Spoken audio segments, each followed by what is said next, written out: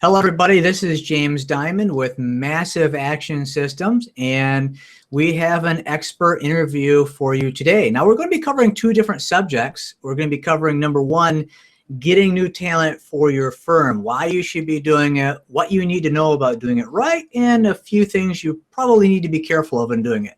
Now, the second thing that we're going to cover is mergers and acquisitions within the world of accounting. We'll talk about who this is for, what's happening now in this market, and what you really need to know for a smooth transaction and avoiding disasters. So to get started, though, let's do a little bit of housekeeping. You'll probably note that this was recorded live, and it's a live broadcast. So if you see a little bit of weirdness in the audio or the video might be a little jumpy, just know that's where it came from, all right? And for most of you, I'm sure you know who I am. And for those of you who have no idea who I am, again, my name is James Dimond.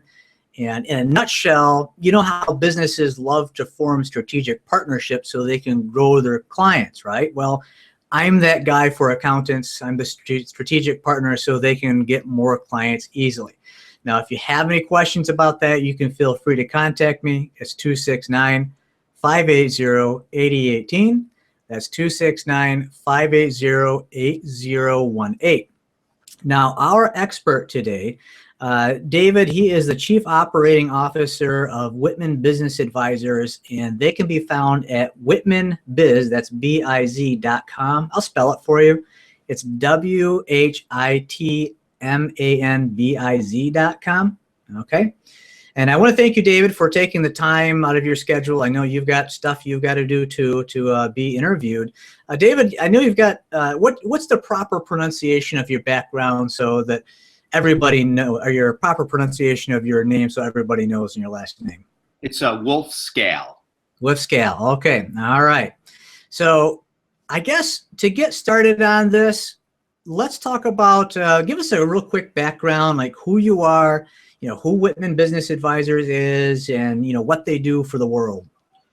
So my background has been, I've been entrepreneurial my whole life. I never really had a resume.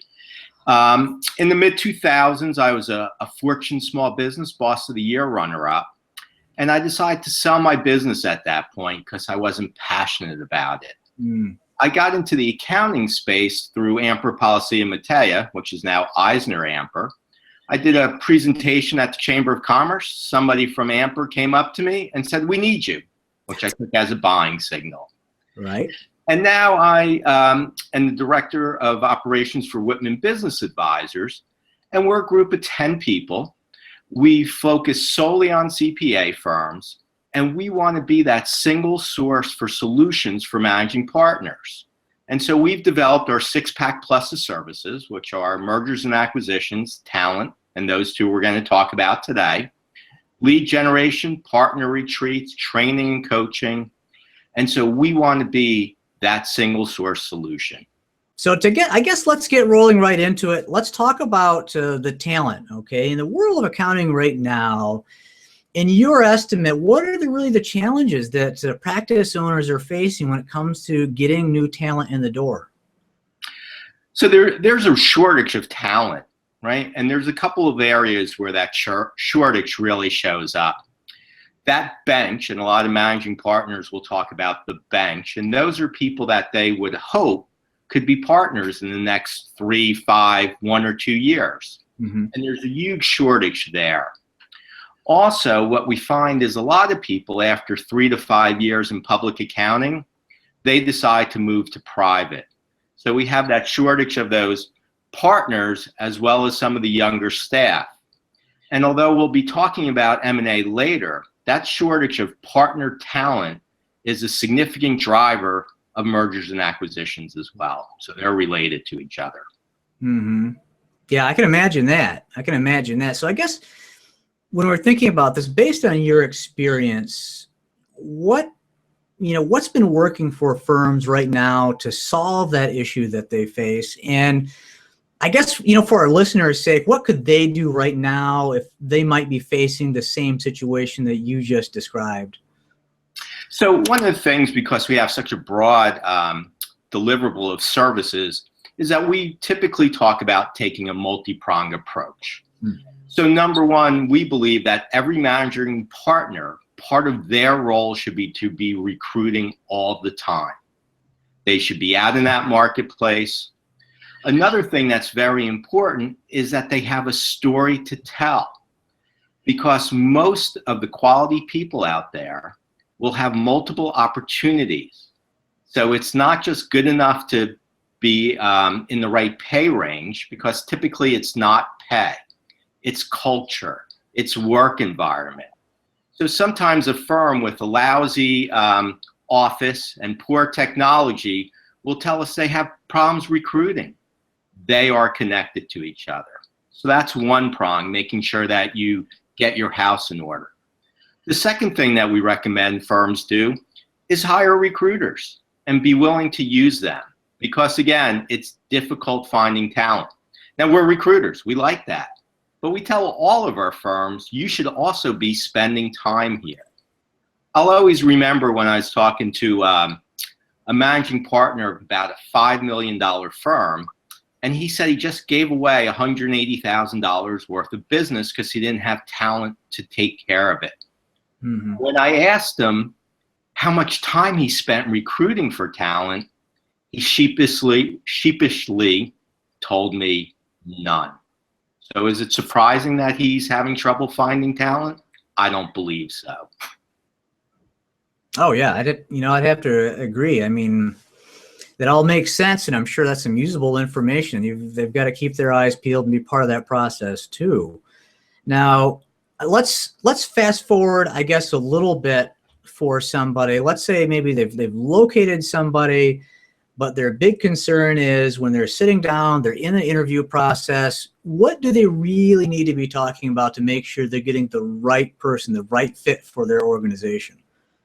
Well, we believe that if chemistry isn't there, very rarely is that a successful hire. So they need to be talking about their chemistry. Do they like that person? They need to see if that person's a fit for the culture of the organization.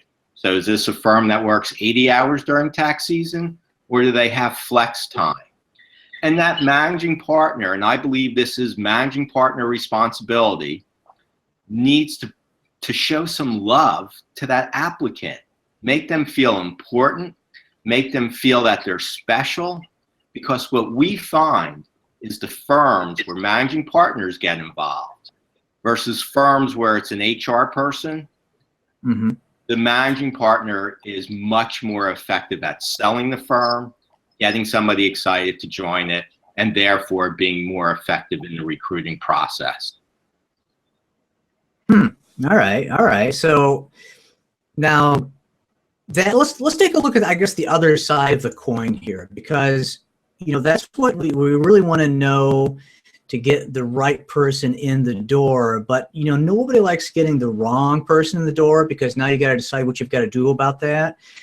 What, I guess, would you say firms should know to avoid, I guess specifically to avoid the wrong person getting in the door in the first place? Well, so there's a couple things. Number one is using assessments.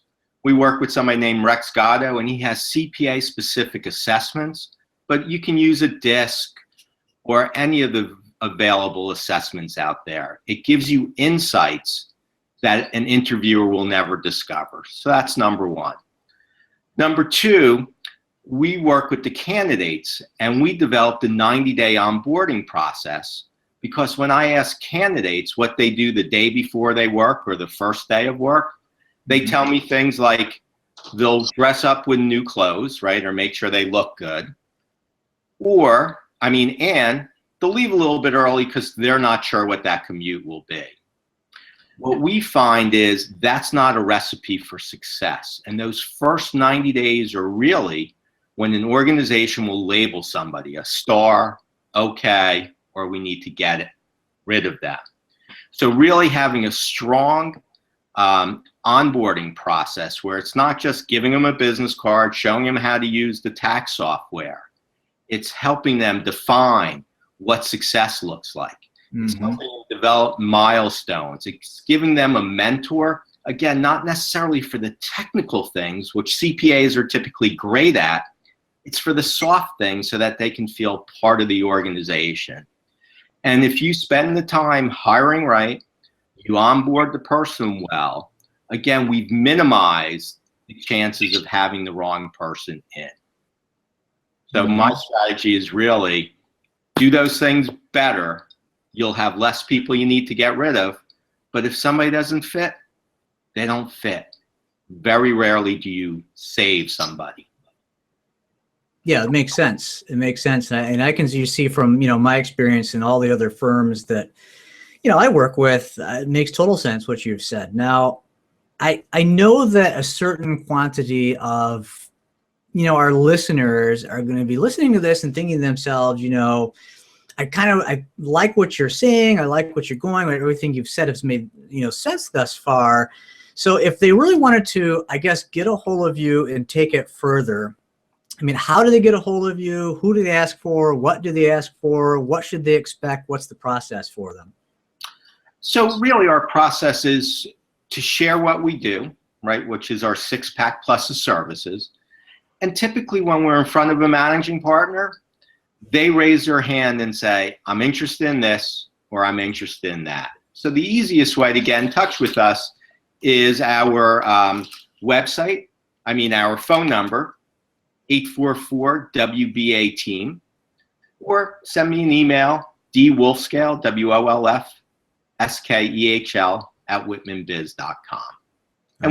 And we are here to help. We want to be a resource. So if somebody has a question, a thought, we're happy to spend time.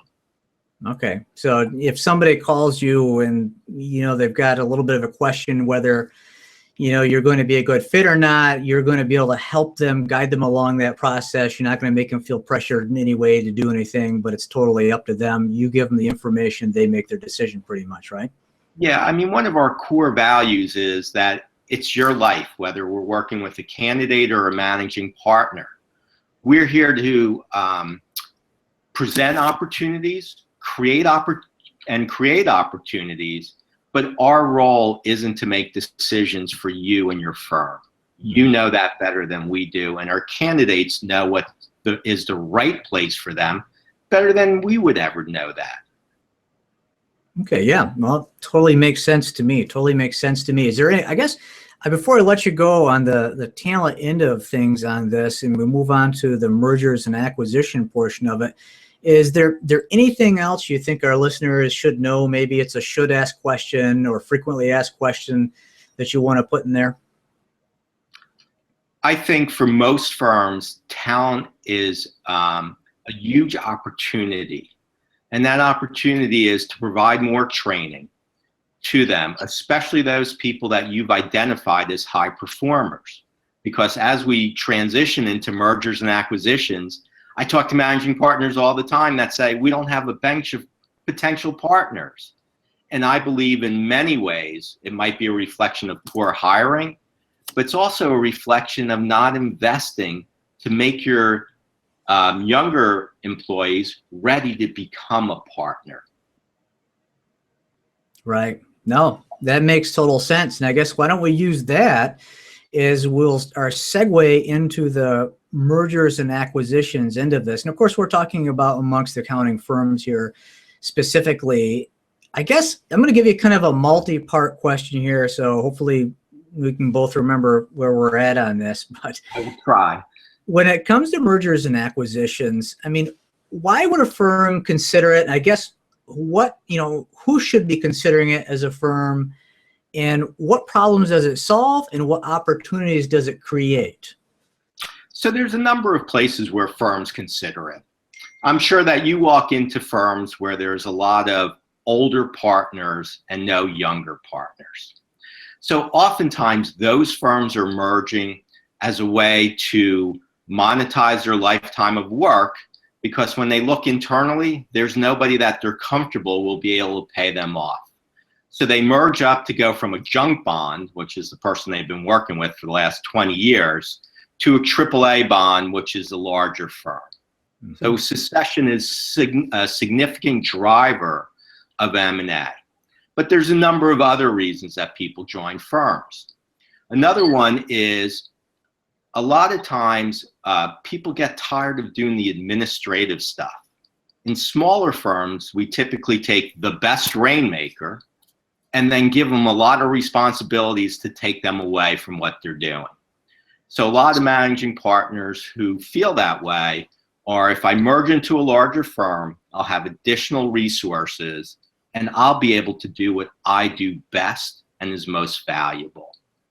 The third thing that we see is also firms that are looking to grow. And by joining a larger platform, they'll have more opportunities to cross-sell. Oftentimes, it allows them to get into larger and higher fee clients. And so that's another reason. So it's a succession. It's tired of doing administrative stuff. And it's a growth strategy that allows them to be on a better platform. Right. And, you know, that makes really, really total sense, because even in my world, one of the ways that, you know, we help other businesses to grow is they work with other businesses' lists. And that's kind of what you're doing there too, to a degree too, is you're really, you know, stepping up, and that cross-selling also such a big thing as far as expanding. I can see how that genuinely be a win-win for a lot of people in the right scenario. Right. Now, one of the things that, just to add one other point that's really critical, is one of the things that we also see is there's a lot of excitement before the merger. We're going to merge. I'm going to introduce you. We're going to cross-sell. We have all these big plans. And then what happens the day after the merger? Our employee benefits are equalized. We decide on software, tax software typically. We get new business cards. And then it's business as usual. So when firms work with us, we really emphasize post-merger integration, so that most mergers are successful if chemistry and culture is correct, but they don't maximize the opportunity because they don't invest enough time and resources on that post-merger integration. Okay. Yeah. You know, and I was thinking about that too, because, you know, now you've taken, it's a lot like a marriage. You know, you've got two people who's got two different backgrounds. They've got different ideas, different habits, different procedures. And, you know, now you're throwing them into the mix. And that I would have to imagine that post-merger integration would have to be critical to the success of, you know, any accounting firm going together like that. Well, I would totally agree with that. But again, what we find oftentimes, it's business as usual. And so when you go into that firm 3 years later, it's still those guys from the old firm, and we're from the other firm, and they're not really even one team yet, oftentimes we see. And that can be years later because they didn't spend that time really at the beginning of the process. You know, I can totally see that. I guess when you're looking at, because you're the expert and you've been in the arena for a while, in looking at the mergers and acquisitions right now, is there any particular trends that you're noticing in the world of mergers and acquisitions amongst accountants? So a couple things that we're seeing. Number one, it's a crazy market. You know, as the population of leaders is aging, and according to the AICPA, in the next 10 years, 75% of current partners will be eligible for retirement. There's this rush to merge. That's one thing. Another thing that we're seeing is the larger firms are willing to take on smaller firms, but they're also getting pickier about their valuations and are more likely to ding a firm for things like poor quality control. And some other type of, or poor technology, where all of a sudden their valuation might go from a 1 to a 0.8. So oftentimes we recommend people to do a pre-merger checkup. Let's have an outside person look at what we're doing. So if we do have some deficiencies, oftentimes it's cheaper to fix them and wait a year rather than jump in and get a lower valuation. Right. No, that makes total sense to me. I guess if you were talking about mergers and acquisitions, and we have some on here, I'm sure they're going to watch this and think to themselves, okay, this might be an option for me. But they're going to be a little hesitant, a little confused on it. I guess if you were to talk to somebody, they're brand new, they're just coming to you with this idea, what would you tell them? Hey, this is probably what you should, do first. Where should they start out at? Well, and I'm going to talk also about a typical mistake that they make. So you need to start looking internally. If you're looking to be the larger firm, bringing in smaller firms, just like we talked about with talent. Is your conference room from 1974? Is the office old and nobody would want to join it? Take a hard look at yourself first. With sellers, we oftentimes see that me and you built a relationship and now I'm ready to sell, and this is the once in a lifetime opportunity that I'm going to do this, and I get the one person I know. So if they work with somebody like us, the buyer pays us, not the seller. We've done this multiple times, and the seller typically has done this once or none. And then the larger firms, they do this all the time. Smaller firm only once. So who's more knowledgeable? And typically knowledge leads to power. I had this one managing partner tell me, hey, I'm going to go to this firm. He already told me what deal they do. And that was great, except for we've done 3 deals and they've all been different. But he would never know that, but we did. So having the right resources available to you typically will drive higher multiples, quicker closing, and get deals done, because it's emotional and it's hard. Absolutely. I can see, every bit of what you've said thus far. I totally can see that in these different scenarios. I guess is, when it comes to, potential pitfalls and so forth, is there anything else that you think you would tell somebody that's considering this? Okay, here's what you need to watch out for. Here's what you should possibly, know, or what if scenarios should you really address before, going headlong into this. Is there anything else you'd like to add to that? Absolutely. So the first thing that we start with is our 4 C's, and that is chemistry. If you don't like the person, not going to work. Culture of the firms. You work 80 hours, they work 40 hours. That's a significant problem as well. Do you have similar core niches or complementary core niches? And then do you have similar client bases? And that could be, you're used to working with the ultra high net worth, and I'm used to working with the people who walk in off the street. That's not a good fit. You want to get those things on the table first meeting. Then the second meeting, and sometimes the third, we want to talk about things like partner compensation. And here's a quick story. We're working with a firm that we introduced, and it was a large firm, and they said, we don't need you anymore. We made the introduction, we're good. 15 months later, they talked about partner compensation, and there was a mismatch, and that deal almost died. If they would have followed our process, we would have talked about that at the second, perhaps third meeting. And so what we find is when people don't talk about the difficult things, partner compensation, governance, am I going to be on the executive committee? Am I even going to be a partner or an equity partner? Things of those nature, oftentimes they spend months and months and sometimes year focusing on chemistry. We like each other, but not getting to the heart of the matter. We believe within the first 2, sometimes 3 meetings, you should know whether this deal has the potential to get to closing, or we get to know quickly and move on. Okay, so if I'm hearing you right, this is just kind of what I'm taking from this as I listen to you talk on it, is that the challenge can be sometimes knowing the priorities about what you need to talk about in those meetings, those first several meetings. But also the challenge can be if a practice isn't bringing on a consultant who is experienced in guiding them through that, they might not know what they don't know. So they don't know what they should really be asking that really should be asked, because it can be really critical later on down the road and can cause some problems. Is that right? it can cause problems, but also it becomes very expensive. We know one firm in California, they had partner lunches with all the partners. They had partner and spouses dinner. And then they found out that their compensation was too far apart and the deal died. Well, it's very expensive to have 20 partners not billing for a lunch.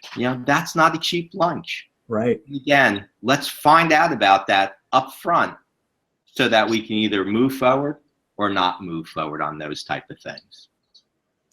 And it's interesting too, because as I'm hearing you just talk about that, even I know that just in my business alone, I have an marketing agency, and what I notice is the clients are really happy because what they discover is even though they have to pay me to help them with their marketing, they're making a whole lot more money than they would have otherwise made, and they're getting their advertising cheaper. So in essence, when they hire me, it's almost like they're getting me for free because of that experience. And I'm kind of getting the feeling that it's a similar situation with using an advisory company like yours, that they're really going to be saving or making a lot more than they would possibly be spending to get you to help them out, because they're really leveraging their money by using you. I mean, is that a fair estimate? I think that's a perfect analogy. With your marketing, you've been doing this for a long time successfully. You know a lot more about how to be effective in that space than they ever will.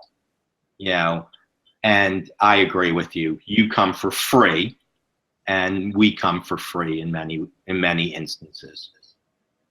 Right, and that's really, it's a big thing to consider. And I would imagine also I know for a lot of our clients, it's not just the money too, it's the amount of time that they save compared to trying to do something themselves. And I would imagine for your business too, when you get involved, you're a huge time and energy saver for the companies that you're working with. Huge time and energy saver, because again, we do it all the time. If you're selling your firm, this is probably the only time you've done it. Like you said, they don't know what they don't know. We've seen it. We've lived it. We know. Sort of like those new, not State Farm, Farmers Insurance commercials, right? Right? We've seen it before. Right. Okay. Well, I guess, is there anything, I guess, that you want to tack on to this that you think, again, like the last section, is there anything like a should ask question that people should be asking about their situation, whether they should be doing this or not? Or is there a frequently asked question that you'd like to address that comes up really common? Is there anything like that you'd like to put on the end of this? Well, one thing that we find that many firms do not think about, but offer a really good solution, is to be the satellite office for a national firm or an out-of-town firm, because it gives you the best of both worlds. So you're part of a bigger firm, so you have those resources, you have those people there to support you, but since you're an office not in their primary location, you also typically have a significant amount of autonomy to continue to do things in a similar way, similar type of leadership. And the managing partner is now part of the executive committee, but in many ways, the day-to-day doesn't change significantly. So that would be number one. Number two, oftentimes this is the once-in-a-lifetime opportunity for you not to survey the marketplace, take a look at who is out there, and have multiple conversations with multiple people. I believe you are not doing the best for you, your firm, or your family. No, that's, I really like that. I guess I never thought about the satellite office aspect of it. That's a brilliant little nugget, I think, for probably a lot of people, that are going to, listen to this. That's good. I guess I'm going to ask you the same question I asked you about the talent section of it. Let's say somebody's listening to this and they're thinking, well, I might be a good fit for this, but I want to get a little more information before I move forward. Who should they be calling at your firm? I mean, what should they be asking for? What should they expect as far as the procedure of how you move them along on this? So if somebody calls us, and again, it's 844-WB18, they would call me as the primary person. And if I'm not the right person within our organization, I will bring them to that. If they are looking to acquire firms, we want to see them, talk to them, get an idea of what that culture is in that firm, because we only want to bring the right opportunities, not that they all close, but there's all a good reason to bring it in there. And so if they're looking to sell, that's something that we can help them quickly, and we know that broader market typically than they do. Okay. All right. And now if I get this right, that number again, in case somebody wants to know, it's 844-922-8326, right? That's pretty amazing. Yes. All right. I know you have the little name on it like that, but for some reason my brain doesn't think in that way. I've got to have the actual numbers. So again, David, I want to take time to thank you for the interview, because again, I know that you're busy. I really appreciate your time, and I know that a lot of the listeners are going to get some tremendous value from this. So I thank you so much for this. Well, thank you. We want to educate people. We are here to be a resource. So it's really my pleasure that you were able to help me expand our message. So thank you very much for the opportunity. Okay, very good. Once again, this is James Dimond, and you can reach David at 1-844-922-8326. And their website is whitmanbiz, that's biz.com. And you can find them on there. You can take a look over their website, get more information on them. But I would suspect that to get the information you really want to know, I think I'd probably give them a jingle and talk to somebody in person. Okay, everybody, I shall talk to you later.